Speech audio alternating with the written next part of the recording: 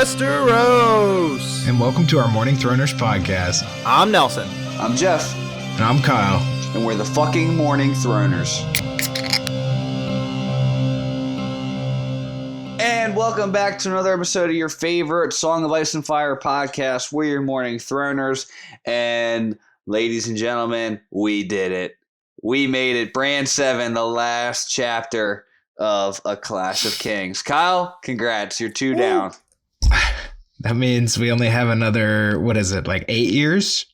Of 5 books? Three books that are actually done and 5 that will be done, I guess. If George holds up his end, and more than 5 if I'm right, because I don't think there's enough book and 2 more books to get what needs to be done. So which is the one that didn't come, what number is the one that he's writing now? He's on 6. That's only 6. Okay, so I thought 6 were out. So I actually just gained a book today. Yeah, 6 and 7 are supposed to be the last 2, but a lot of people think there needs to be more than that. But at this point, I think what George is doing from some of the interviews he's given recently seems like he's just writing until he's done with where he thinks the 6th book will be done, and he's pretty sure his publishers will split it. But he's going to call it like part 1 and part 2. It's going to, to him, it's one book, which is not what he did. So some people might not know this, but this was supposed to be the end of Game of Thrones. It was supposed to be originally supposed to be a trilogy: Game of Thrones, Storm of Swords, Dance of Dragons. And basically, when he realized that he just had 800 pages and he was only halfway done, he's like, "Fuck, there's gonna be more than 3 books. Let's publish what we got so far," and that became Game of Thrones. That became Clash of Kings. That became Game of Thrones, and then the second half of what was originally all of Game of Thrones became A Clash of Kings. Right, so Game of Thrones is really part 1 of what George thought was his first book. I got you. Clash of Kings is part 2 of what he thought was his first book. Again, part of Clash of Kings would have been Storm of Swords. Storm of Swords. And now it's a set trilogy. Trilogy. Exactly, Jeff.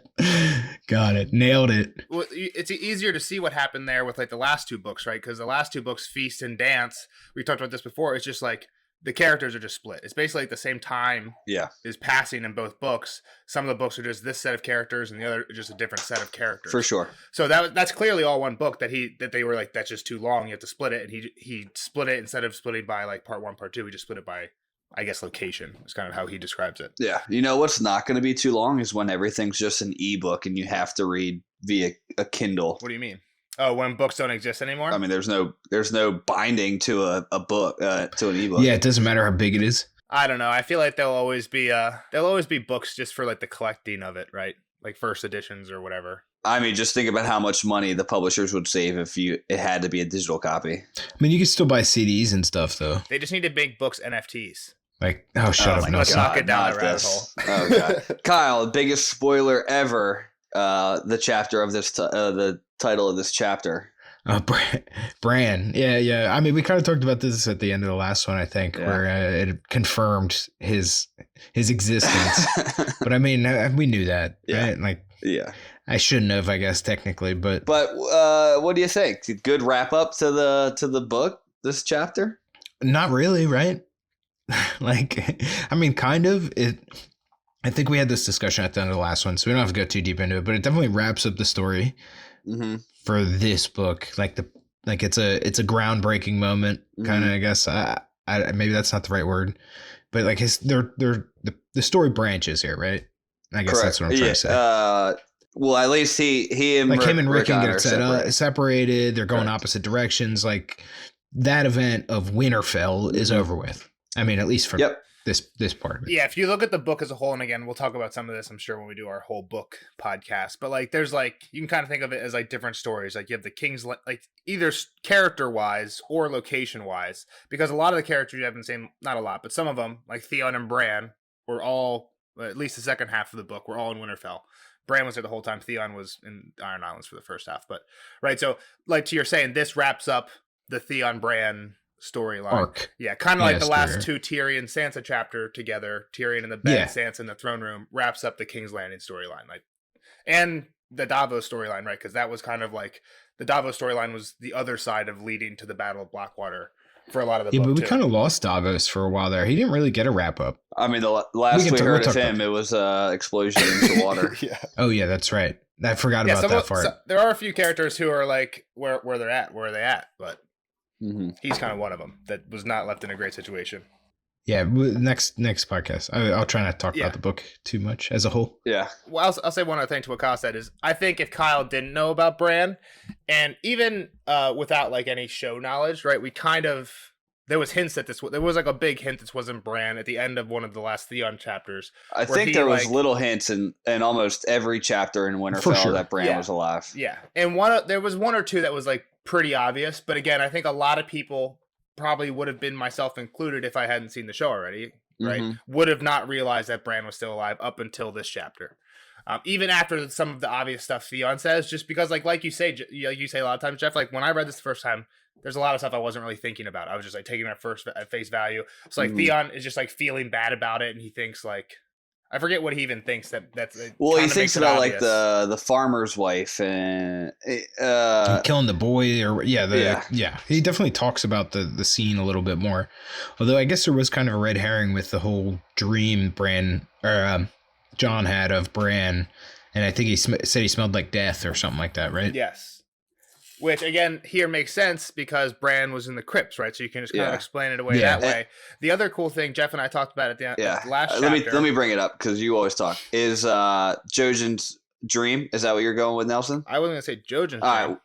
Well, Jojen's one vision, if you remember, was Reek peeling off the face of Bran and Rickon. And it was like, oh, well, fuck, they're going to die. But it was them peeling off the face of the farmer's boys and dressing them as Bran and Rickon so that they could do this. So, like, we talked about Jojen's visions kind of coming true in a way, even though it's not, like, the most literal They're form. not quite trustworthy. I mean, they are, but they aren't, right? Yeah, you kind of got to read between the lines you're to figure all out. Drown. Yeah. Correct. But, like he drowned in his own blood, or the wave of the Kraken people coming over the walls. It's all kind of cool. It's cool to think that way. What I was thinking of was last chapter with Jon. There was a part we even mentioned it because Jon's like, "Oh, dreams don't happen up here in the far north," and then he dreams of burning castles and the dead rising from their graves. And I think that is just a foreshadowing of the next chapter, right? Because Winterfell's burning. I would agree with that. And Bran and Rickon, who are dead, are rising from their actual coming out of the crypt, literally where their graves, exactly. So that's what I thought that was. They'd have Hodor bust the door down for him so he get out of there. Yeah, the other cool thing, and I'll try and find it real quick, is I think it's the chapter. It's either the chapter after Theon tracks Bran. I think it's got to be after that chapter. Is a Jon chapter where Ygritte tells him the story of whatever that is. Like what I forget what the song of the Wildling King going and coming and tricking the Starks, and he takes his daughter, and him and the daughter hide in the crypts, right? The Stark guy can't find him anywhere. But that is like the chapter after we're like, oh, where's Bran and Rickon go? It's just cool how it's like a mirror of the very next chapter. Do you think Bran knew that story, the one that Ygritte told? Like, is that like a familiar story being told? Likely. He's clearly a huge story guy, right? He even says here, like, I know every single story of all these kings down here. So I wouldn't be surprised. I wouldn't be surprised if it was his idea based off of knowing that story. Like, oh, they probably like, oh, we can't run away. And he's like, oh, the perfect place to hide. I feel like that's not a story the Starks would tell often, though. And Jon didn't know it, but Bran does seem more of a story old guy. Nan, like probably you're right. old. I could see old Nan, like, oh, like Ned being like, old Nan, don't tell those scary stories because the kids have nightmares, and then like she's always like, oh, I'm going to tell you this one, and whatever. But it was old Nan. So all right, let's get into the chapter. I think it should be a pretty quick one. Not a whole lot of things happen, but we start with Bran being in summer, having a summer dream. They're watching Winterfell burn at night. Yep. And then we get to the next morning. They explain kind of what's going on in the scents and the screams and and kind of everything. We get the visual. It's kind of building. This is like the first, maybe second, third real time that he's been in the dire wolf, right? Like, and knowing what he was doing. Yeah. I think the last chapter started the same way. And to your point, I think even the last Bran chapter, I'm saying, I think even then, when I say the same way, I think that chapter, he's in the Godswood as Summer, and he smells men, and he hears like the clink of steel, and it's Theon coming. That's Theon coming over the walls, right? That's like the Greyjoys doing their grappling stuff, and then they come and get taken. Bran wakes up to Theon, I think, coming into his room. So I think that's the last Bran chapter we have. Yeah, and all I wanted to say though is it's kind of building at least our knowledge of how it works, and like that's kind of the point, right? It's like explaining like he even though he's eating controls. and all this stuff, he's stuck in there. Like we didn't get to that part quite yet, but like he feels fulfilled, and like he's because he's broken, right? Like this gives him purpose. So like he like is in love with this thing now. He's free again. He's like living through summer what he can't do in his human form. Yeah, like this would be badass for anyone, but especially for Bran, who is already like super pissed off. He was like an athletic kind of kid, and now that got taken away from him when he lost his legs. Real sweet VR rig or something. Exactly. Absolutely. All right. So the next morning, they're walking through Winterfell. They're talking about, smelling the smoke and hearing the horses and the dogs, pretty much burning to death. And they come across a dying horse, and the two wolves kill it and then fight over it. And Summer beats Shaggy Dog like an older brother always should. And not that Summer's older than Shaggy. They're probably the same. Yeah. They're the same litter. But as Bran should beat Rickon right now at this stage. So there's always like the thing is like how much is like Rickon getting the same type of thing that Bran is, but I'm guessing he isn't at least as much as Bran, like the wolf connection, just because like they don't mention that Rickon's sleeping for 3 days. You know what I mean? Like gone for 3 days at a time and stuff like that. I mean, does Rickon even know enough to really say anything about it yet either? No, but if he was gone for 3 days, that's kind of why I feel like there's like, we don't know. Like it seems like Shaggy Dog's like kind of wild, like Rickon's wild. So it makes sense that there's a connection there for sure. But like, so like John's kind of getting it, right? Yeah. But that's just because he's like really close to Ghost. But like, we haven't heard about Rob having any of this kind of stuff yet. But we haven't really heard it from Rob. Arya though is the other one, right? Like, but she is nowhere near Nymeria. Yeah, but we hear like crazy stuff. Like, didn't we hear like when the Battle of Oxcross happened, right? And Rob won that battle. When we hear about the news in King's Landing, they're saying like there's crazy and stuff. Yeah, they're saying like crazy wolf stuff, which again just makes you think like Grey Wind is maybe involved in some way. But and that like Grey Wind led the troops right through this like goat path. Yeah, exactly. So I think they followed Rob him. Was there. I don't think he was like passed out somewhere controlling Grey Wind, right? Right. You're right. And to your point, this is something that the fans think about a lot because we don't get like the Rob point of view. So it's like how much of like we see that Jon is getting a little bit, Bran's getting like this connection too, but like we don't see from Rickon or Rob at least to this point. So it's like, is that there, or is it just like a really cool dog that they have? And how much of it is it? I think we do get a lot more of the Bran POVs. Like I don't know how many Jon chapters were there. 5. Like there just wasn't many. Okay, so I guess it's the same as Bran, but everything to do with Bran has kind of been about getting to this point where one, we don't hear about Rob, but we can see that with Rob, Rickon, even Arya. I think that those wolves kind of fed off the personality of the owners.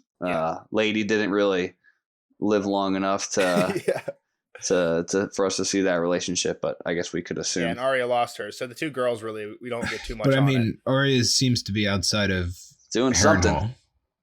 Yeah, I mean, there's a lot of wolves around for sure. What's his face killed some. So I mean, who's to say she's not like maybe not subconsciously controlling it, but like an influence, like you said, the wolves are at least that's true. Like, close by. They know that they need help. Yeah, is proximity important or not? Like Summer's not at Bran's lap tonight. You know what I mean? Like he's outside Winterfell. Yeah, I don't know. All right, so he's enjoying eating a horse, and then a darkness comes over him, and he kind of loses all sense of sight, smell, sound. The way that's described is like cool. Yeah, like just like I don't have the quote, but like it is cool. Like the darkness comes up and takes him, and he's like, "No, I'm a wolf. Fuck this. I don't want this. I'm a wolf. I'm a wolf." And he's back, and Mir's holding him. Yep. And he's freaking out, thrashing, and they're just like, "Dude, like you need to stop. You're gonna kill yourself by staying in there too long." And he was sweating and thrashing. He hasn't eaten or drank in 3 days.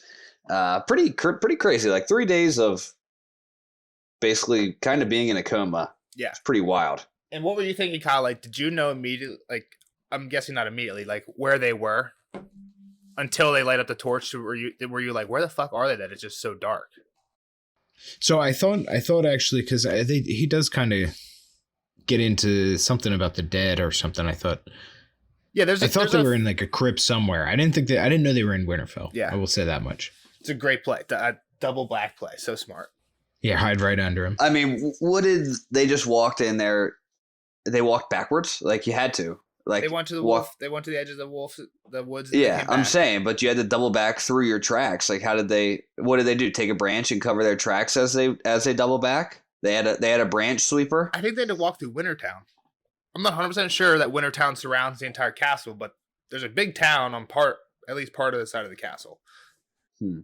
So they might have had to walk through. Didn't they go through the Hunter's Gate? Like I feel like they went right to the woods. You're right. You're 100%. I'm just saying, like they had the dogs, they had people. Like they better have.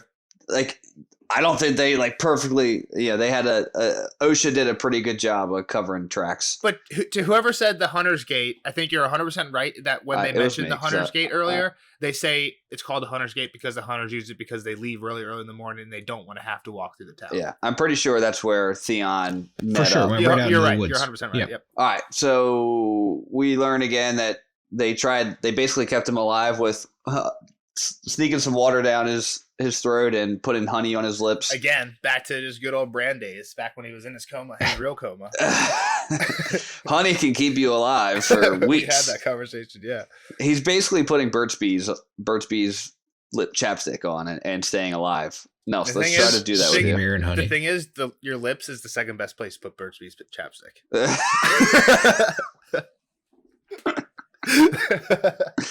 Oh God! I don't know why, but me and one of my buddies in college all the time would say we're beesing, and we would rub Burt's Bees on our eyelids because it's like Burt's Bees is like menthol, and it would like make your eyelids tingle, and it was just like weird.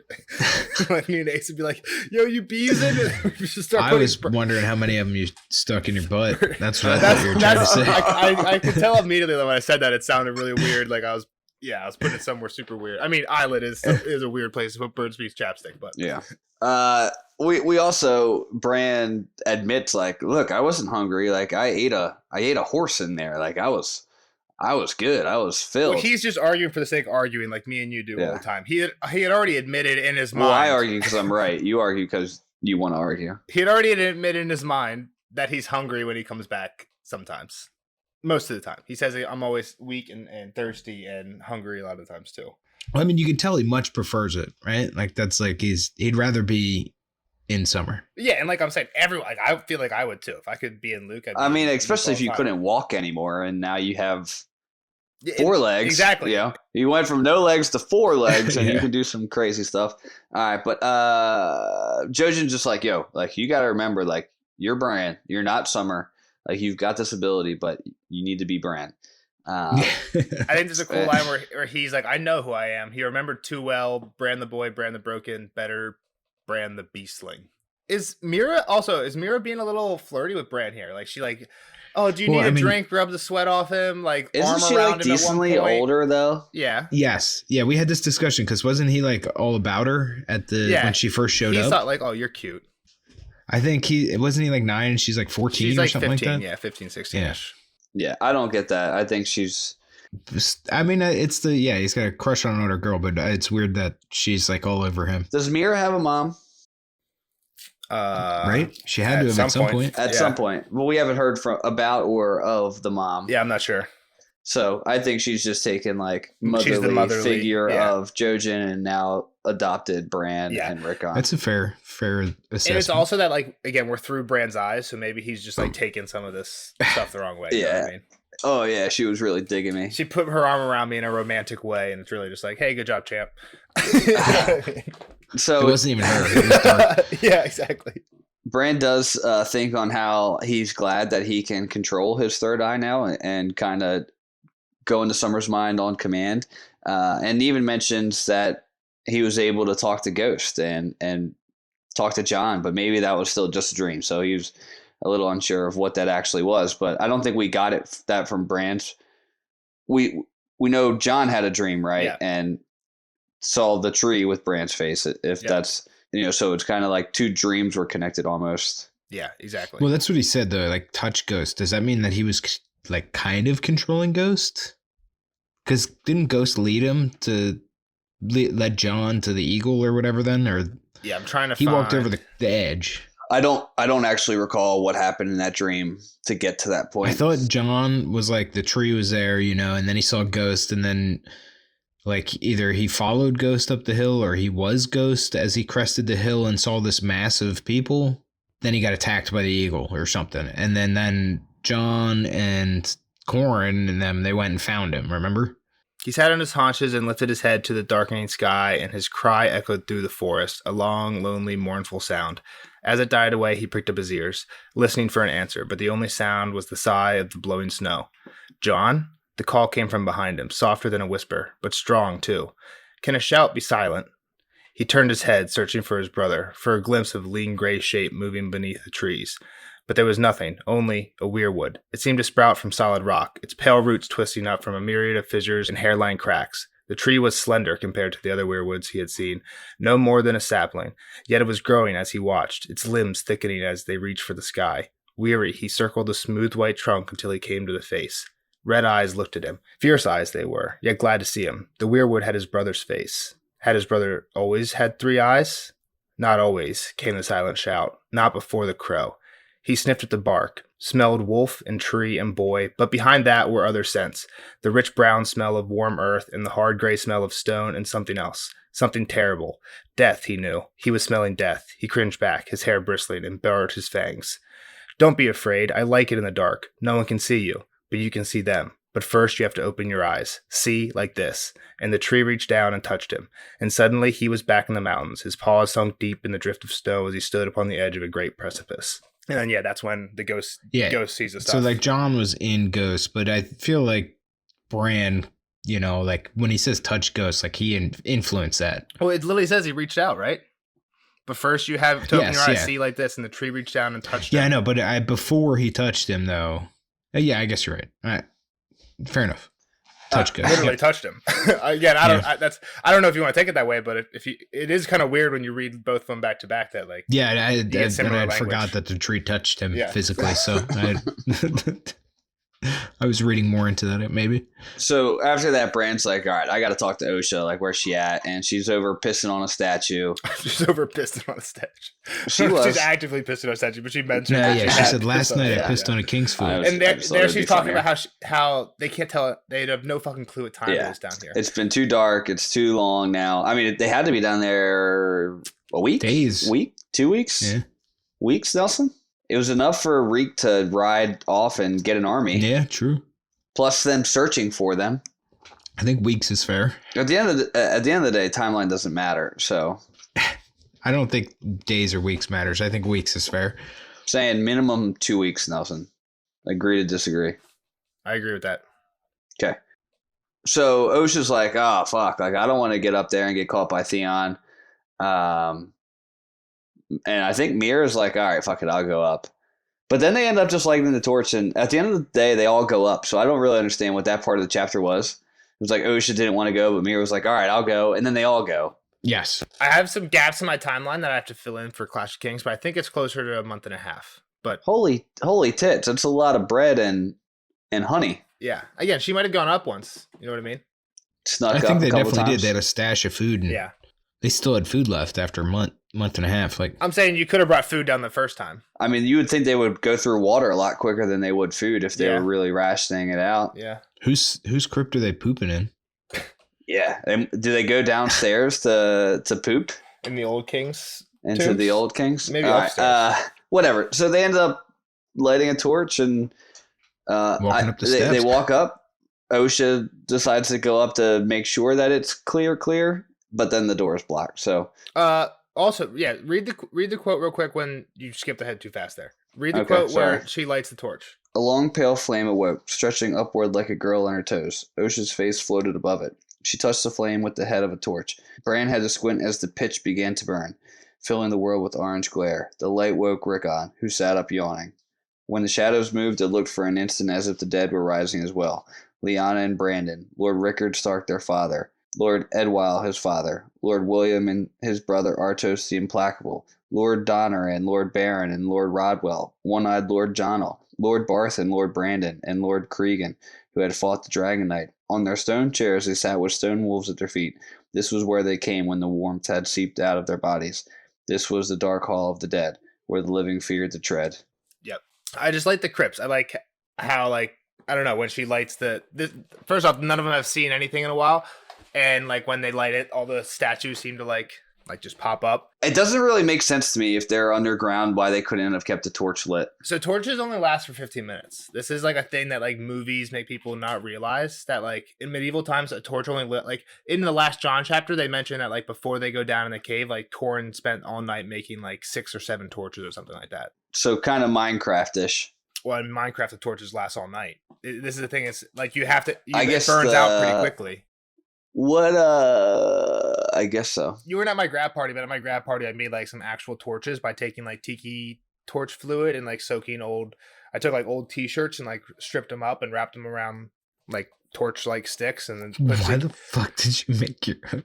Because torches actually look badass, like the way that the flame like around a big stick, I don't know, they kind of look cool. So what'd you do with them then? They burn out quick. I was testing it before I was testing it to see like if I could light we had like a big fire pit, and like we ended up using Christmas lights because I found out torches burn out really fucking quick.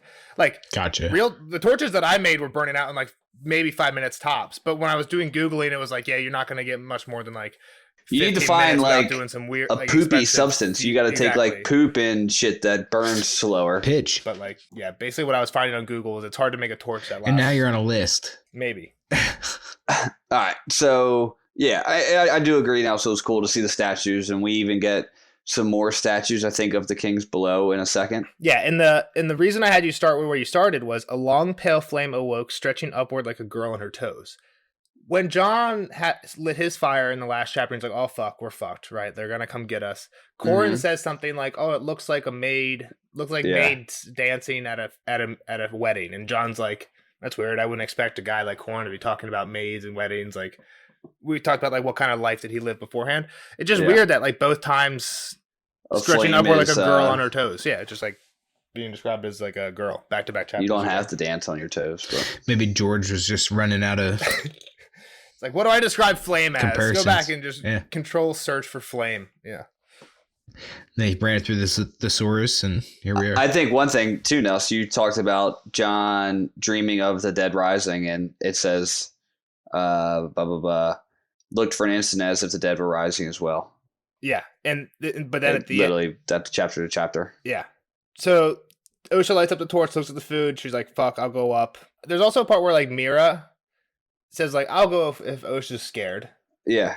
Right, and then guilts her into being like, "All right, fuck it, I'll go." That's when she grabs Bran's hand. Which is weird, just kind of like the third time this has happened, right? Like Tyrion did this, like kind of guilted someone into guilted all the people into going out with him. It's the easiest way of getting someone to do something that they don't want to do, is to guilt them into doing it. So then, yeah, she asks if it's day or night up there, and this is pretty freaking sweet too. Quick ward. Bran tells her day, and she's like, "Are you sure?" And Kyle, read that one. Never moving his broken body. It's a quick one. Never moving his broken body, he reached out all the same, and for an instant he was seeing double. There stood Osha holding the torch, and Mira and Jojin and Hodor, and the double row of tall granite pillars and long dead lords behind them stretching away into darkness. But there was Winterfell as well, gray with drifting smoke, the massive oak and iron gates, charred chains. But there was Winterfell as well, gray with drifting smoke, the massive oak and iron gates charred and askew, the drawbridge down in a tangle of broken chains and missing planks. Bodies floated in the moat, islands for the crows. Certain, he declared. Yep. So this is cool. Like, just Bran's got picture in picture. Normal Bran in summer. It sounds brutal, man. I don't know that how do you see double like that? And I just like wonder what happens for summer, right? Like, it feels like when Bran's in summer, like he becomes like more wolfy, but it seems like he's got pretty much full control. But like this, is it just like all of a sudden Summer goes blind because Bran's just taking over the eyes? You know what I mean? Like, I just take it as like a person getting on a horse, like saddling up on a horse, be like, all right, this is where we're going, type of thing. Well, no, I'm talking about this. This doesn't seem the exact same as a normal full-on warg. This he's just looking. I think she's just like, shit, like, all right, let me look around real quick and then get off. But like Shaggy Dog and Summer are like running through a field, and all of a sudden, like, hit the brakes. Summer falls over and like looks back at Winterfell. And like Shaggy's like, what the fuck is going on? Maybe the first couple times, but they're practiced now. She can hit the brakes, and she might even be able to keep going. This can't be good for that wolf. That wolf's brain is probably getting melted. All right, so one thing that punching holes in it every time they do as they go up is that Bran takes a good look at Ned, right? I think it's... Yeah, he looks a little sad. It looks sad. They stole his sword. Yeah, they're stealing swords nowadays. They're grave robbers. Yeah, which is interesting because they put these swords on their laps so that so that the spirits don't rise from their tombs or something like that, right? And it's also another sad part is Bran notes that because Osha took Ned's sword, the sword that was on Ned's statue, that's one of the last swords made with Micken's mark because Micken is the unkilled Micken. Mm-hmm. But before Bran even went down there. So Bran knew that, yep. It's worth some money. That's limited edition. And then the other two swords they took were Rickard's and Brandon's. Yep. Grandpa Rickard and Uncle Brandon that he never met. His namesake. Bran is the one who took Brandon's sword. And he's What's like, his namesake? Yeah, but he's like, I'm not going to do much with it because I can't even walk. I can't really. It makes me feel safe. It's nice to have. Yeah. It'd be cool if he, like, you saddled up on Hodor, basically. Like, he's got some good reach there if he could. That's true. If they could fight tandem, they're basically chicken fighting. Bran ride him in as a mount, like ride into war on Hodor. Fight from baby backpack. All right. Bran walks past all the old kings. He mentions the ones downstairs, and he's like, "All right, where will I go? Like, if I leave here, am I gonna make it back to my crypt spot?" Yeah, it's kind of weird, kind of sad. And then they get up to the door. It's blocked. Hodor's big ass has to come lift it, which is pretty impressive. And then they're at the Hunter's Gate, I guess. They're back looking at Winterfell, the rubble. Also, like, what if they didn't have Hodor? If they're just trapped down here forever, they're literally just fucked. Like, who's opening it? Like, yeah, they were definitely trapped down there. That's crazy. Like, they're so fucked without Hodor here. I mean, yeah.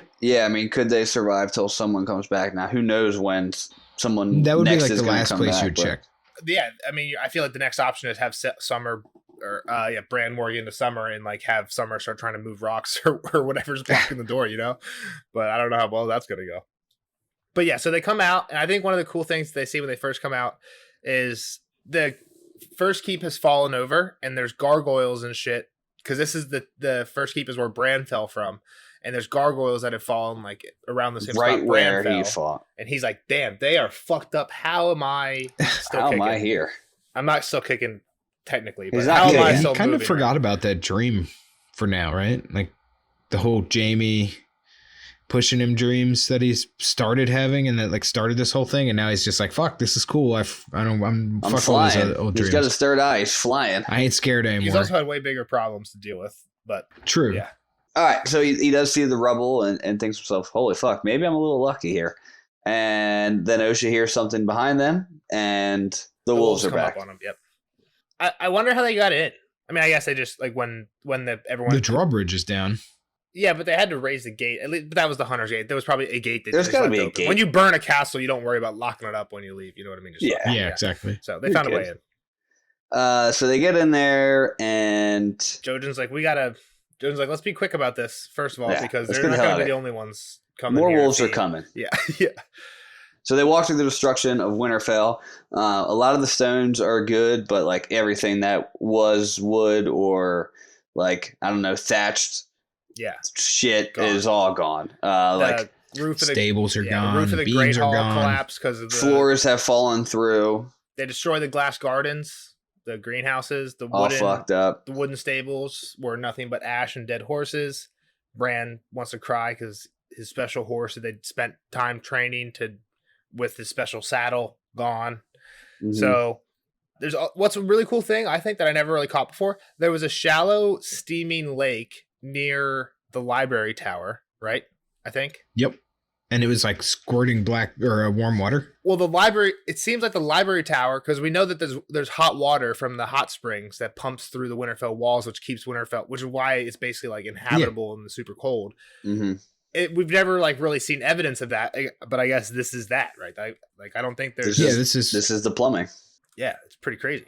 I don't know. I never noticed this exactly before. They got a leaky pipe. What if this leaky pipe ruins it all? What do you mean? Like, can they fix this? What if like they lose all the pressure throughout the I mean, the rest of the castle's already fucked. the castle?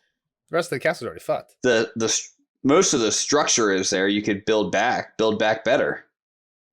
I go guess. back better, baby. The other thing is the library tower, I think, is the tower. This is totally unrelated, but I think the library tower is the tower that burned. For sure.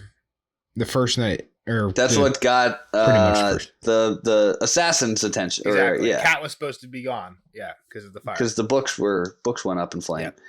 All right. Bran's like, damn, I can't believe Theon did this.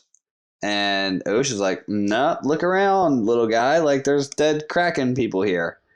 And it's looks like the red Black Lauren. The red people did it. Yep. Black Lauren's there, and they see he's fought and killed some people, taken some on the way out with him, and they kick over one of the people that it looks like Black Lauren's killed, and it's Dreadfort, man.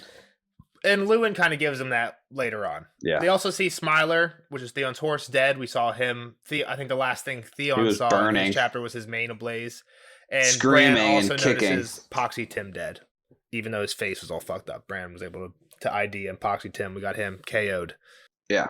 So I don't know why they go to the Godswood, but Summer maybe that runs off and Mira chases. Oh, okay. I read over that part. So they end up getting into the Godswood, and Jojen mentions there's a power in the woods. Yeah, the air just smells sweeter. Bran starts thinking it before Jojen even says anything. It didn't light on fire. Exactly. Like he said, it's still standing. Bran mentioned that there's some scorching on the edge, but like the damp moss and the mud and everything protected it. And right as Bran's thinking that, that's when Jojen says what Jeff said. And Bran's like, damn, was he reading my mind? But preach, yeah, the woods are cool. And then we look over to the heart tree, and there's old Maester Lewin, belly down. Sad. Kyle, were you excited? Did you have like a glimmer of hope for a second here? Because I feel like you had mentioned that Lewin was dead. Like, damn, what I said was completely wrong. I was like, it's like I hope he didn't, or I'm mad they killed him because we have more to teach Bran. Now here he is teaching one last thing, right? Yeah. Not really. He doesn't really say too much to Bran or Rick on Dalton. He's still alive. Nothing great, but he more or less talks to Osha, and he's like, all right. Well, yeah, I mean, he's like, you got to go separate directions. Like, this is fucked up. Mm-hmm. He also says that he knew that it wasn't Bran, which I don't know, dude. You were pretty broken up about this. At least initially, he was pretty distraught. I feel like you have to play that too, though, right? Like, well, part of the reason I remember this, he could have fucked everything up big time. And I remember this because we talked about it in the spoiler section. When they first come back, Lewin's like, please, at least, like, please, Theon. This was in a Theon chapter. Please, Theon, let us put them in the crypts. Let us at least put their bodies in the crypts instead of hanging them out here. And Theon thinks two things. No, A, I need to hang them out here so that people respect me. And B, I can't bear to go into the crypts. Like, that's a Stark place, and I betrayed the Starks. Like, I can't bear to go down there. But if they would have listened to Lewin, bang, they found actual Bran. Surprise! Yeah, so, and again, like, Lewin could have known that wasn't Bran without knowing where Bran was. Like, that he was, like, so he could, that suggestion still could have been. I mean, he could have been like, oh, wow, those legs look pretty. Like, if he knows one thing, he knows what Bran's body looks like right now. Like, he's probably, like, helping. He's helped him do everything to this point. And maybe he's suggesting put him in the crypts, to your point, Jeff, so that, like, other people don't figure it out too. Like, okay, let's keep this information hush hush.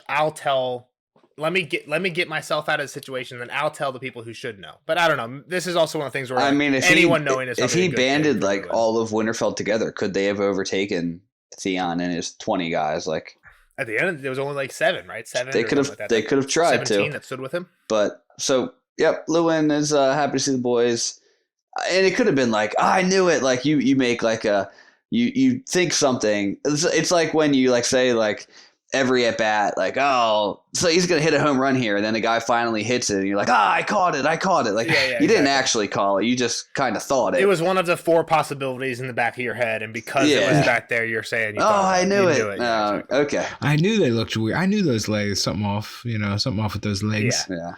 But yeah, sure you did, old man. Bran thinks to himself like, all right, like he doesn't think to himself. He's like, all right, we need to get you right. Like, how do we heal a Maester? Maester heals us. Yeah, that's pretty sad. And Lewin's like, nah, I'm good, brother. It's time to go. Yeah, he's like, I'm dying. It's not happening. Rickon's like, no, you're not allowed. And he's like, shush, I'm old. I'm allowed to die as I Let me please. die. This is a great way to go out. And Bran makes Hodor kneel next to him, and he does. And Lewin tells Osha, like, keep them separate. Which is a great play. Keep them separate. Keep them safe. What is that from? Don't know. I mean, that's pretty much that's Lord of the Rings. Tyrion's plan, right? How about a big Game of Thrones word, Nelson? Boon. I had to Google it. It means gift, right? Yeah. And another boon. I was like, what the fuck is that? Keep it secret, keep it safe. It's a Lord of the Rings thing. Yeah. Keep it secret. Boon's a Game of Thrones word. Boon. I mean, you should know boon. I feel like that's a common word. I knew it. I didn't have to look that one up. Kyle. I'm not a vocab guy. Kyle. Only if you're a weirdo. Boon is not. Where would I know boon from? I don't know if I've ever heard of boon. Must be a hockey word. He's a boon to the team. You know what makes me feel stupid sometimes is for the podcast I'll Google a word and I'm what? How old am I? 29, 28, something like that? You're 28. I Google words for the podcast sometimes and I'm like, damn, that's cool that I just learned a new word. And then I feel like I hear that word like 20 times the next week. I don't think I'll hear boon for a while. How have I lived this long in my life without? You'll hear boon within the next week for sure. Yeah. Well, Osha's like, all right, where the hell are we taking these kids? And Luna's like, well, I don't know. You can't go east. You can't go west. Maybe you can go to White Harbor or to the Umbers, but fuck if I know. The north is fucked. Yep. There's cracking men in the Stony Shore, the bastards in the east. Good luck. Don't know who we can trust, exactly. Yeah, what does he say? He's like, neighbors fighting each other and winter is coming. Like, these people are idiots. We had it so good. Yeah. Folly, again, like, everyone knows what that word is. That's a Game of Thrones word. No, it's a Game of Thrones word. That is a Game of Thrones word. It's such a great word. I need some of these words I want to start introducing into my normal speech, but I feel like I would get looked at real weird. You would be shunned. All right. So Osha's like, all right, I'll take Rick on. They go through the East Gate. Mir and Jojin volunteer to take Bran. With Hodor, because he has to get carried. Hodor doesn't have a say. I mean, Hodor, what if he didn't want to go? What if he was like, fuck that, I'm going south? What's he going to do? Is he going to stay here? I don't know. He could have dreams of yonder. We didn't say it, but he did seem upset. Like, when they first come out of the crypts, Rickon's like, I want to go home. Like, he's home now, and he's still saying, I want to go home. And Hodor's just like, they just said, like, whimpering Hodor. He's like, Hodor. So he knows. Yeah, and he's like walking circles. Yeah, this is his home too. Yeah, and it's all fucked. Yeah. So Bran watches Rickon, Shaggy, and Osha leave.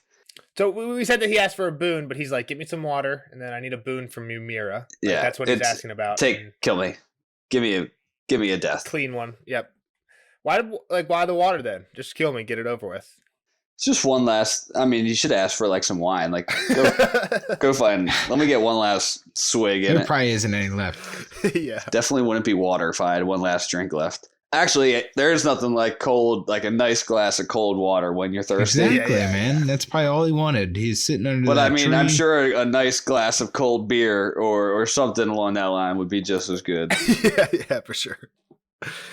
And Bran's like, all right, where are we going? Are we going back to Greywater? Are we going to your family house? And I will say, I've read this, I don't know how many times.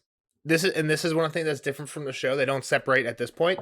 And it caught me off guard. I didn't realize it happened here. Jeff, I'm sure. No, I was thinking more show timeline. Yeah. Gotcha. They just like hang out for a little bit longer all together before they separate. I just totally forgot that this happens. But I'm kind of like, I don't know. Whatever. Yeah. See ya. See you. Later. No, so anyway, they're going north. They're going north. Yep. Jojin picked. So he's probably got a dream of some sort. And this is where they need to go. Yep. One last look at Winterfell. The stone is strong. Lewin mentioned to Bran earlier that he needed to be strong now. Yeah. He's kind of seeing that the stone is, even with as they get further away, the stone still looks like Winterfell is up and strong and kind of normal. Yeah. I think it's interesting because this chapter ends where it starts, right? It starts with Summer at the edge of the Wolf's Wood, looking across the field at Winterfell, and it's in the middle of like the destruction. And it ends here with the quote, "At the edge of the Wolf's Wood, Bran turns in his basket for one last glimpse of the castle that had been his life. Wisps of smoke still rose into the gray sky, but no more than might have risen from Winterfell's chimneys on a cold autumn afternoon.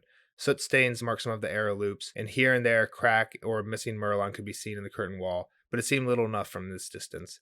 Beyond the tops of the keeps and towers still stood as they had for hundreds of years, and it was hard to tell that the castle had been sacked and burned at all. The stone is strong, Bran told himself. The roots of the trees go deep, and under the ground the kings of winter sit their thrones. So long as those remained, Winterfell remained. It was not dead, just broken. Like me, he thought. I'm not dead either." But it's interesting because everyone thinks he's dead. And again, I just think it's one of those poetic, nice poetic way to end the book. It's kind of what Arya has going on too, right? Everybody thinks she's dead. Yep. Mm-hmm. All right. Why is Bran going north? I don't know, man. I don't even remember what's up north of here other than the wall. So, I mean, I guess that would be the only thing I would think is he's going to have to go up and have something to do with the black, but I don't see how that happens. Like, I don't see him taking the black, but I have no idea. Mm-hmm. Gotcha. Maybe he gathers them. I don't think this is the time to gather them and go fix Winterfell by himself as a child. So I don't even want to make that prediction. But we know there's a massive army coming south too. So maybe he meets up with them. Maybe he fights with the wildlings. Who knows? Maybe he does a Jon thing. Trains Hodor to be his mount. You're really pushing that, huh?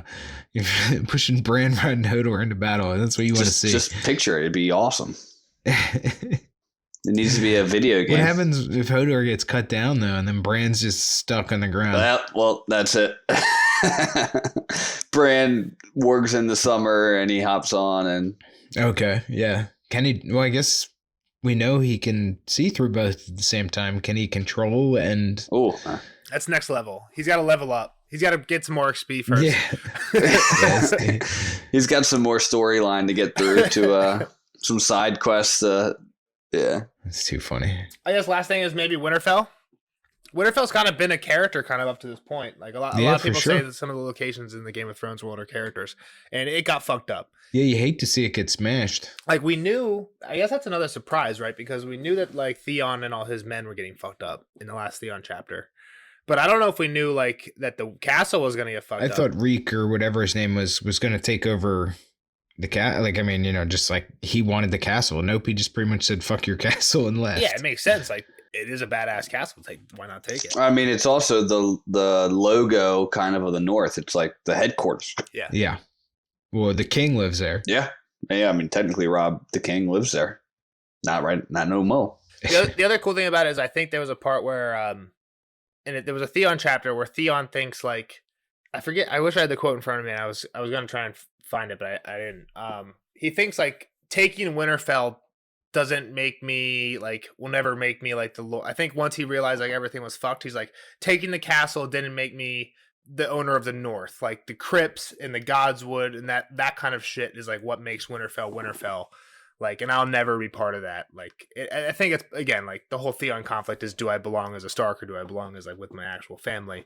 And I think there's just, like, when he thinks about that, it's interesting because it's kind of the same thing Bran's thinking at the very end of this book, right? He's thinking, like, it might be, like, fucked up, it might be broken, but from this distance, you can't even tell. And the Godswood is fine. We saw that. And the crypts are fine. And that's really what makes Winterfell. And that's kind of what made Theon feel... Those two things were things that made him feel definitely like a stranger when he was there. Well, I feel like he also a couple times was like, yeah, I can't destroy this place. I have to take it because it means so much. And then what's his name? Was that Ramsay Bolton? Yeah, that's the bastard. Yeah, that's Reek. Yeah, Reek, Ramsay Bolton. He comes in and just fucking torches it. Doesn't even care. So, I mean, it was kind of that whole side of it too, I think, with Theon, where he's like, he holds some reverence to the buildings, kind of like we do, like. Yeah, it's like, again, he's probably like an adopted child. It's not really a good take because like I feel like adopted children shouldn't have to feel like this, but like what he feels like is there's a lot of the Stark that I get, like nature versus nurture, right?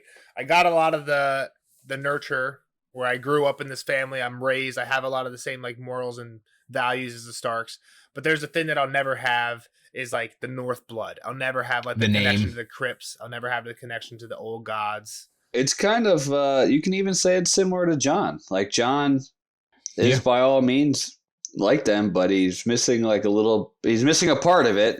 Theon's obviously missing a little bit more, but for the most part of his life, they grew up with them, as them, and they'll never be there. Yeah, great point. Jon doesn't have the Godswood issue, right? Because he feels North for sure. I'm North. I don't have the Godswood issue, but he, like you said, like I think we mentioned earlier, he's had dreams before about like walking through the crypts and being like, "Fuck, I don't feel comfortable here," and like I think like the statues saying like, "You don't belong here," type shit. So like, yeah, he definitely has that same type of Theon. I feel like I belong here, but there's a little bit that feels like, what the fuck? So yeah, I think that's a good point. But All we'll right. see. Unless Kyle has anything else to say, we'll see the rest of you guys. We'll see Kyle Book in 2, the baby. Clash of Kings. I don't have much else to say. No, I'm podcast. excited to start in the next one. Unfortunately, How quickly will you read chapter 1 of? well, we have to do the next podcast first. I think. I don't think I'm allowed to open the next book. I think it's a good idea. Alrighty. Before we get into that, just a little teaser for that, just right now, without thinking about it. Which book do you think you like better, the first one or second one? That's a big question. Tough. I hate and it's extremely tough because it's all kind of the same story. So I feel like they're both important. But I'm interested because I think feel this like one's better. I'm interested because I thought you might have that perspective, and I feel like I'll say right now, most people think that you would be crazy for that. They would think that this is either the least or second worst book of the series. But really? But I was thinking that you might I think not it's a pretty good because book. you knew Ned was going to die, though, right? Like there was a few things that you were spoiled on, and I think some of those things that you knew maybe are things that changed my opinion. That's made fair. made the first book maybe not as exciting, not Yeah, good, but not as like what the fuck. I mean, I wish I read them. I mean, I guess I did read the latter half without really any knowledge of the show because it does change enough, I feel. But like knowing that Ned dies is a pretty it's shitty a big spoiler.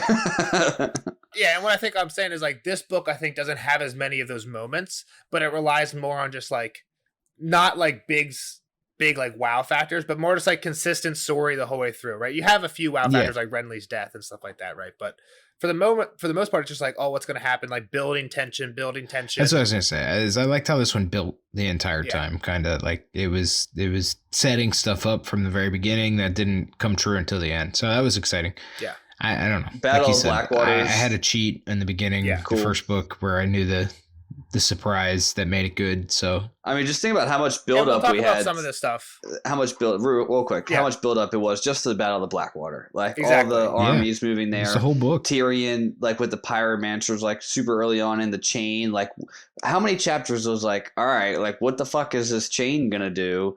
And probably like 10 Tyrion chapters at least, right? Which is probably like and that's why this one was chapters. more fun for me, I guess. And maybe it's the pacing, and I guess I could say, like I said, we shouldn't be talking about this. This is all the content for the next podcast, but like the pacing of us reading a chapter at a time, like also can change my perspective from what all the reviewers are going to say. Yeah, sure. Yeah. So, and we'll talk. We'll have more to say about this next time. But we're cutting this conversation early. A little teaser for the Clash of Kings podcast. So we'll see Kyle on that one, and we'll see the rest of you guys in the spoiler section. Bye, Kyle. I hope you guys have some good questions. Winter is coming. Yeah, if anyone has any questions, leave them in the comments. Oh no, I meant YouTube, but yeah, sure. Yeah, if any fans have any questions, leave them in the comments or write to us on Discord. Yeah. Bye. All right, later, nerds. Don't put them somewhere Kyle can see it if you do it on Discord. But yeah, bye. Spoiler alert! Spoiler alert!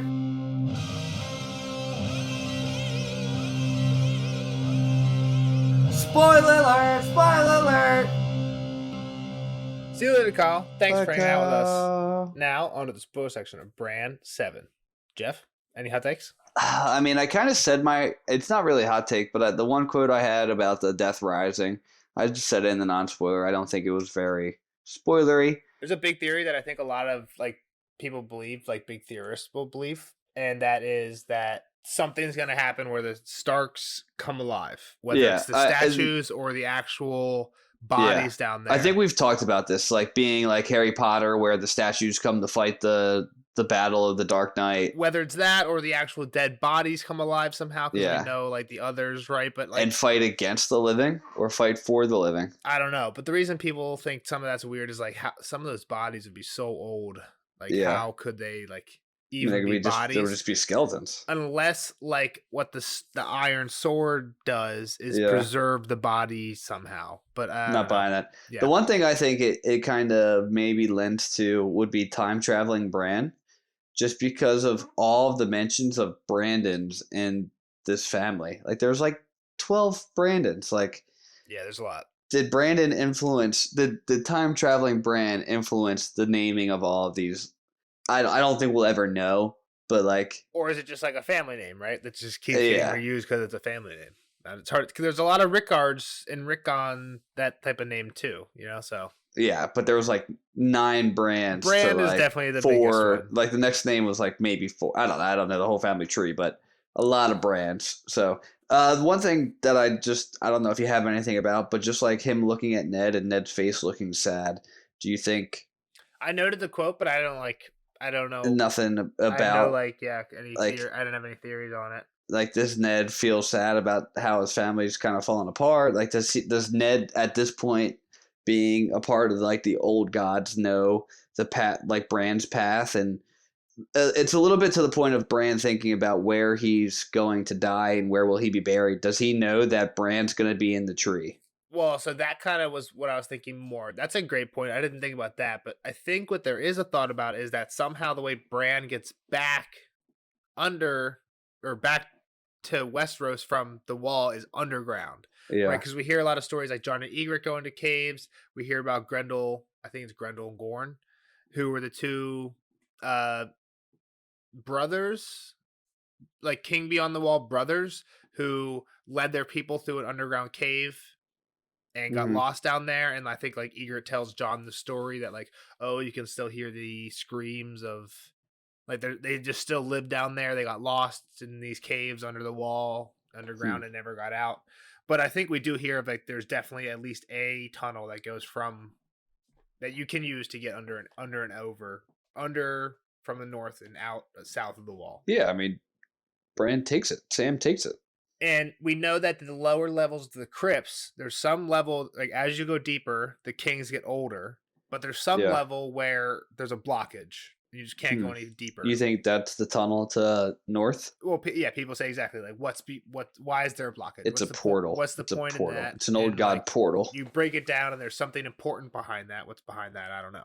Old god's portal. I just told you. A portal, or it could just be like a connection to a tunnel that leads north. It'd be a long ass tunnel. Though again, like kind of to what you're saying, and the only thing that I thought, the weird thing that I was thinking when I read this was Bran thinks like, if I leave here, will I ever come back down here again? Yeah. And I was like, well, what if you don't come back down here, but you come back up here through again? Here? Yeah. You come back up here, up and out of here again. But I don't know. That's kind of the only thing that I had. But I think what you're saying is interesting. I'm not like trying to discount what you're saying. I think there's definitely something weird about like the Ned look back and stuff. But yeah, I think there's some cool stuff. Like it'll be curious to me if like we end up back down here at the crypts. Like say it kind of ends up like the show and Jon ends up back down in the crypts with Dany for say or whatever. Like they're getting ready for the long night battle, or maybe there's not whatever. Like Jon makes it back to Winterfell. He's in the crypts and he's looking at Ned, and Ned has like a smile on his face, like the expression of Ned.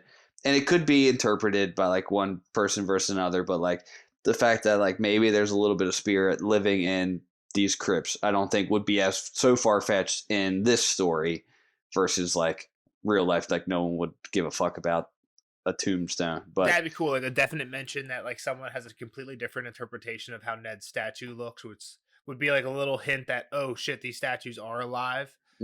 Right. I think that's cool.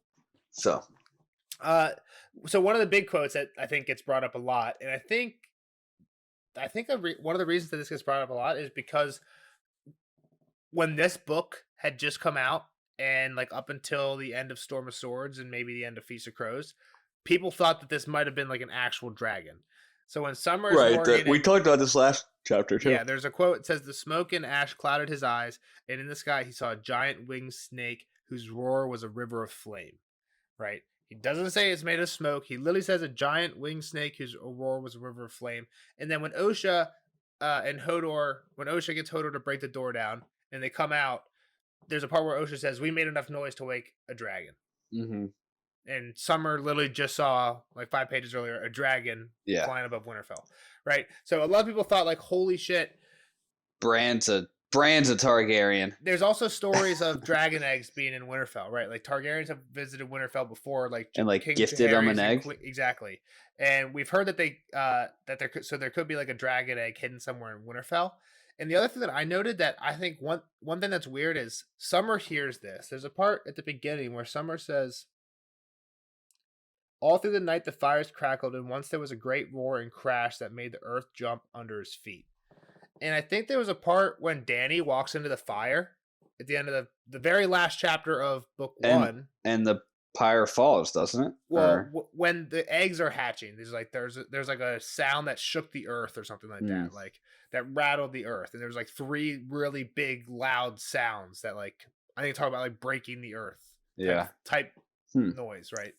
I mean, if there was a dragon that was birthed here, we would know. People thought it was an actual dragon, and again, like if it was an actual dragon, we would see. We'd have first seen off, by the thing now. that Summer would see wouldn't be a flying dragon breathing flames, right? We don't like Dany's dragons aren't huge and fly and breathe flames when they're birthed. This would have to be a dragon that's down there. And again, there's theories that there have been trapped dragons down there. There's theories that there have been dragons trapped down there, and that's why Winterfell's hot springs. Like, why does Winterfell have hot springs? Because the dragon just keeps blowing flames onto the. Again, I mean, at some point the dragon's gotta die. Again, there's no food down there. I don't buy a lot of these theories, but I just think it's interesting that interesting to talk about them. Right? Like, if there was a dragon and that's what's underneath, like the lowest thing that's blocked off was like, fuck this dragon, like get it out of here.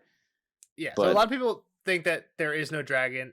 Even people who did buy into this theory for some point, like I said, at this point really don't, because this is the end of book 2. If there was a dragon somewhere in the north, we probably would have heard about it by the end of book 5, and we haven't. Yeah. So it's the birth of.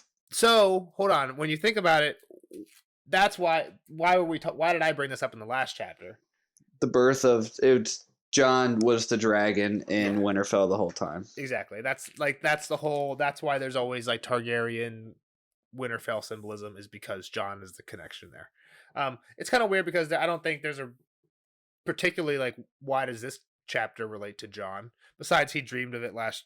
Like I think he dreamed of it last. The Dead Rising, and we clearly brought it even up in the non spoiler. We brought it up a lot in the non spoiler. There's clearly a lot of Jon Bran. Not even really parallels, but just connections this whole book, with like reaching out to each other in dreams. They're both getting the war experience stuff, right? So I don't know, but yeah, I don't think there's an actual dragon. Yeah, I mean, and how much their storylines get pretty close here soon. You know, at some point Bran runs into Sam, and then exactly, and he thinks that he's like, let's go see Jon. Yeah. Also, we can talk about this for a second. I have a few more things to do, but we touched on it for a little bit in the show. This is like kind of very different, right? Like, they get to the lighthouse. He actually sees Jon already over the wall as a wildling, and he's with. I think that happens in the books too, but like Rickon's with them when that happens here in the show. Right. And Rickon is not there, or Osha when that happens in the books. But yeah, do you think Kyle's gonna forget all about Rickon? Like, how it's gonna be three books till he even mentioned that Rickon is somewhere. It's one of the things that I didn't want to spoil, but like I feel like I was getting close to it when I was talking about Rickon and Rob, that he might think that we get like an Osha POV chapter. I definitely think right now he expects us to get both journeys, and we're not going to. Exactly. Which I don't think we need to tell him that. Yeah, exactly. Well, I don't know if at one point he'll be like, well, where the fuck's Rickon? Like, what's going on with Rickon? And I didn't want to say it, but when we were talking about like, oh, what happened with Davos, the other main character who we don't know what happened to is Theon. Theon is a POV character who we're not going to hear from Dance of Dragons. And like, I'm not going to bring that up until Kyle does, but he's going to be like, oh, what's that? It might not be until we do get news of it, not too long, maybe 20 chapters into Storm of Swords-ish, maybe before that. Someone eventually says we get news of what happened at Winterfell, and I think Roose says like, my bastard has Theon captive. I think that happens. So we find out eventually that, and I'm sure we're not dead. I think we're gonna get that Davos POV at some point pretty early on, I would say, of the next book. We'll get Davos pretty early next book. But then there's a part at the end after Storm of Swords happens. Davos isn't in Feast of Crows, and in Feast of Crows we get a lot of Cersei chapters, and there's a part where Cersei, I think Storm of Swords ends with Stannis goes to the wall, and then he sends Davos down to get allies, right? And he goes to some of the Northern Lords. End of Storm of Swords. Then we get Feast of Crows, and Cersei hears that Wyman Manderley, the Lord of White Harbor, sends a letter saying, hey, the Onion Knight showed up. What do you want me to do? I'm loyal to you. She's like, kill him. And he's like, okay, bet. I'll kill him if you give me my son back. Right. And he says like, but it's all a ruse. It's all fake, exactly. But like, will Kyle know that? Because there's literally like Davos isn't in Feast of Crows, right? And he's just like dead. But then you get a Davos chapter in Dance of Dragons. You know what I mean? So, that kind of thing will happen a lot. That's interesting. The one thing I do kind of wish, because I feel like Kyle, and maybe we've built it up like, if we don't see him, maybe we haven't said this too much because I said it more probably in House of Dragon. Like, if you don't see him die, you can't count him as dead. Yeah, but I think I was thinking the same thing. Maybe we should stop saying that because I don't know how much we've actually said it. I definitely said it a lot with like Corlys. Well, it does happen. You're right. It does happen. I mean, and there's times where we need somebody to die. We need somebody to actually die. The thing that George does too is he tries to make you see it and then them not even be dead. Right? Like, yeah. First off, that happens sometimes, like Lady Stoneheart and Barrack, but also like when the Arya chapter when she goes and sees the Red Wedding, like the Arya one that's happening, like Arya is intercut with the Red Wedding. It's like Arya and Cat back and forth. I remember. And the very last one is Arya, and she like tries to kill the Hound and then runs away, and she says like, "Oh, the Hound rode me down, and I got hit in the back of the head." And the axe caught her in the back of the head.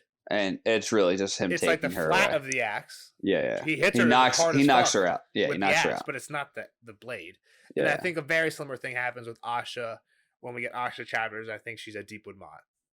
In Stannis, I think Stannis' men show up. She gets captured by Stannis. It seems like she dies. Yeah.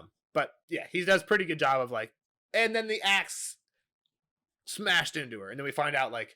The next chapter starts with like, "Thank God I had a good helmet." Type, you know. What I mean? Right. Like, yeah.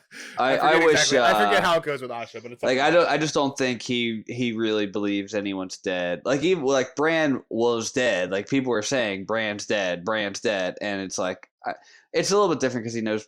Like he thinks Bran's gonna be king. Yeah, because he's seen an episode or two of season 8, so he knows Bran may. I don't even know if he knows Bran will be king, but he knows Bran was in season 8. And right. That's I think what he at least knows. So yeah. All right. I don't have anything else. What else you got? So the Hodor thing, it's kind of cool. Why he opens the door? Exactly. Like, could his name have been Odor? Odor. Open the door. Open the door. And I even brought it up in the not spoiler. If he's not here, they're dead. Like, whatever he does later, maybe they're gonna make a bigger deal about it, or maybe it's just like they're running somewhere and it's like. Yeah, I don't know. Hold the door shut, and Hodor's the only one that can do it. I don't know.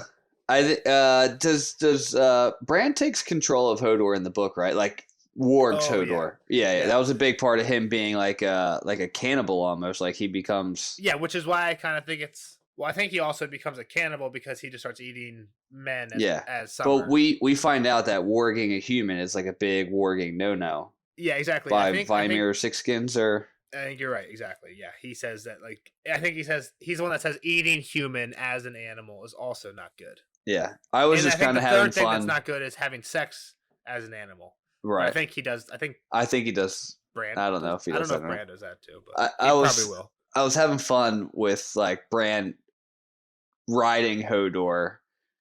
Like, oh, that's so ridiculous. But like, he's actually going to like start fighting as Hodor, like warring into him. I thought you were playing with that, and I was playing at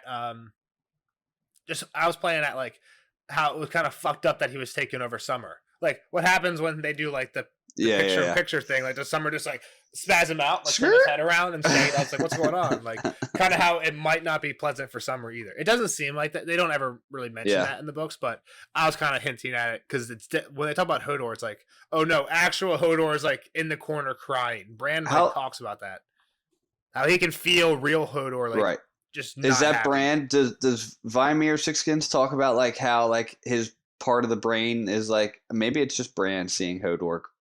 Like there's a part where it's like I do remember that. I thought that was more Vimir, but yeah, that's cool.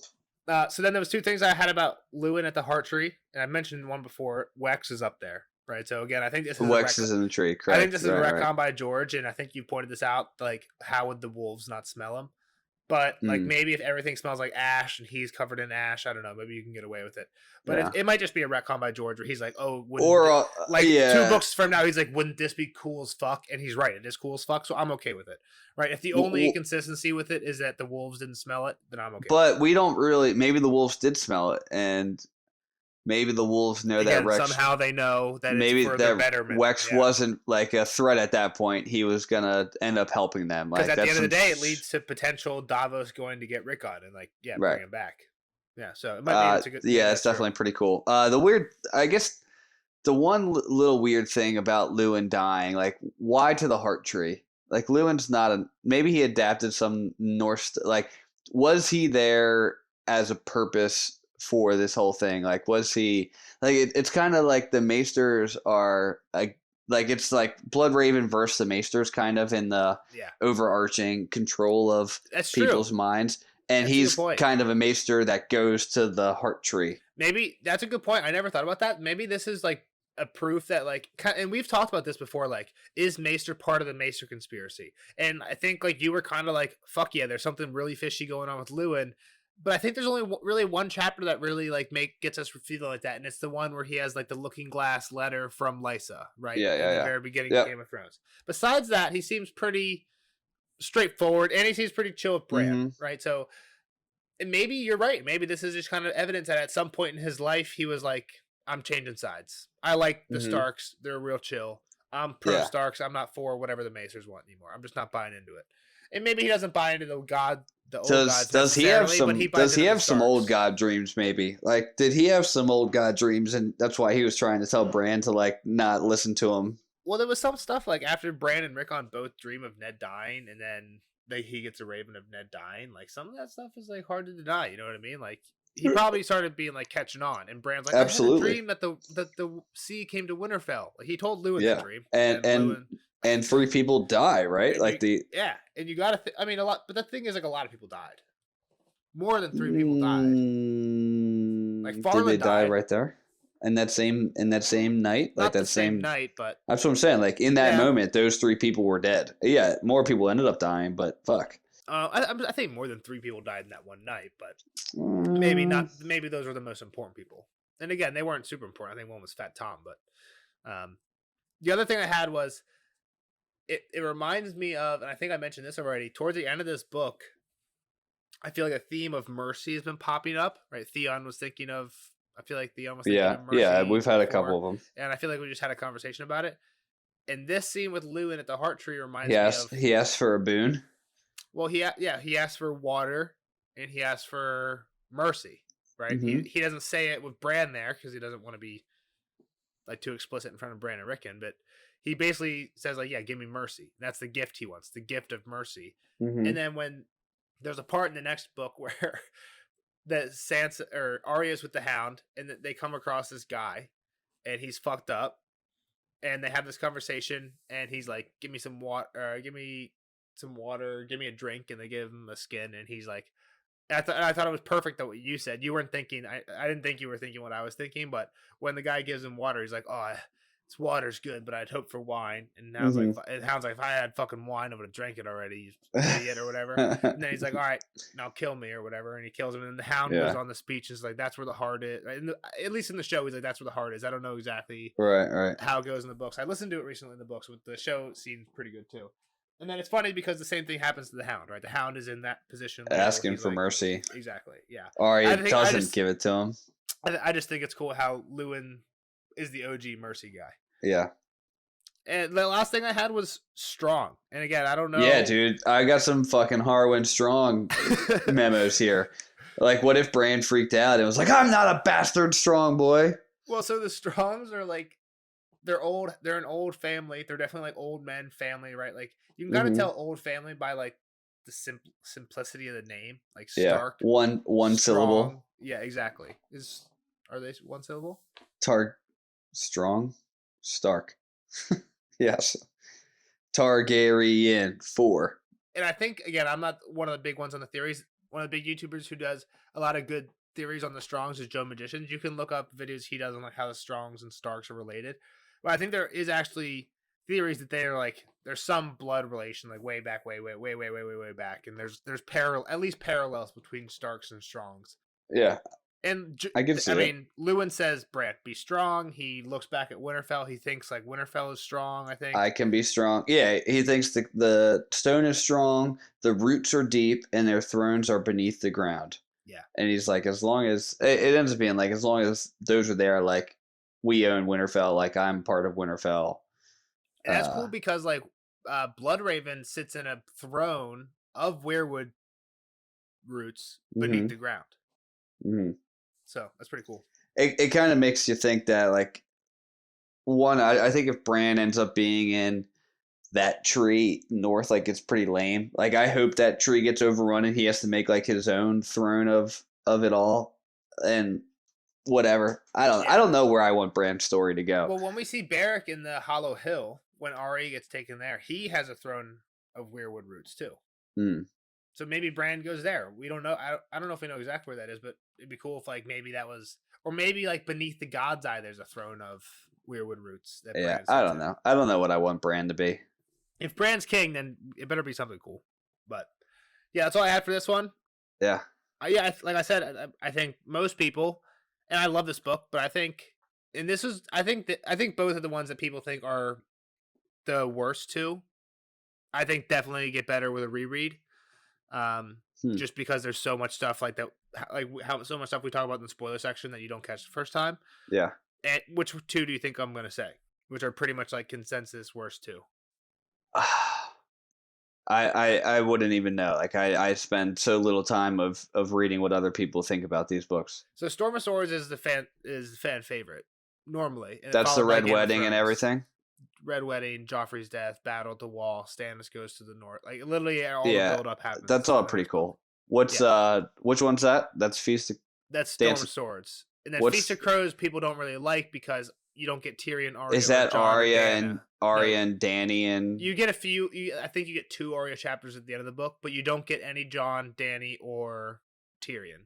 You get Brienne, you get Jaime, you get Cersei, you get Asha, you get Victarion, you get Aeron. Yeah, I don't really care for like the. You get the Dorne plot, so I don't really care for the Greyjoy plot. Yeah, so exactly. That's what a lot of people think. Is I don't care about the Greyjoy plot. I don't care too much about the Cersei's just whoring herself around. A lot of people do like the Cersei chapters. So I think it's cool to get like a different point of view. Like we only hear of Cersei. Now we get to hear from her. Like I enjoy that part of it. I would enjoy like a Stannis point of view. Well, and a lot of these I think that like a lot of these chapters are better on a reread. Especially like for one example, like in Cersei chapters. Do you remember anything in the Cersei chapters that isn't in the books? I just remember Cersei like thinking that she's playing the game so well. Does she have any really close friends in the books that just I don't think really are mentioned in the show at all? I mean, I remember her like with the one Kettleback, right? Like I feel like there's a character named Taina Merryweather. Yeah, it's the wife of a person. Exactly, the wife of I think someone on the small council. But I think basically Cersei puts her husband on the small council because she's friends with this woman. Yeah. This woman, we kind of find out towards the end of the book that she's 100% a Tyrell person. Right? Yeah. There's a part where Cersei's like, "Oh, bring your children to court," and Tina's like, "No, it's okay." Like, they're good. Yeah, I remember that. And Cersei's like, "No, like trust me. Like Tommen needs friends. Like bring your son. It'll be great." She's like, "No, I don't trust me. No, I don't want to." And then like 2 days later, Cersei gets arrested and all the shit goes down, and we don't see Taina again. Yeah. Like reading through Cersei's chapters, knowing for sure, like I think there's suspicions the whole time. Like, wait, is she? Because I think she like came to court with a Tyrell. Like, there's a reason for her to have connections to Tyrells or whatever. But like, she does a pretty good job of convincing Cersei that she's not on that side. Yeah. So like knowing, like now that we know for sure she definitely was, like by the end of the books, it's really good to get her get a reread. It's like, oh my gosh, she was fucking with Cersei the whole time. I think not just that, but there's like other things like that make the books better on a reread. I think just on like, if I would think back, and I'm trying to remember my feelings reading the last 3 books, I don't really care for Dany's like Misa storyline and taking over whatever the Slaver's Bay. I think like I don't really care. I didn't really care about like that whole arc of the fighting pit and like dealing with that group of people. Like it doesn't really do anything for me.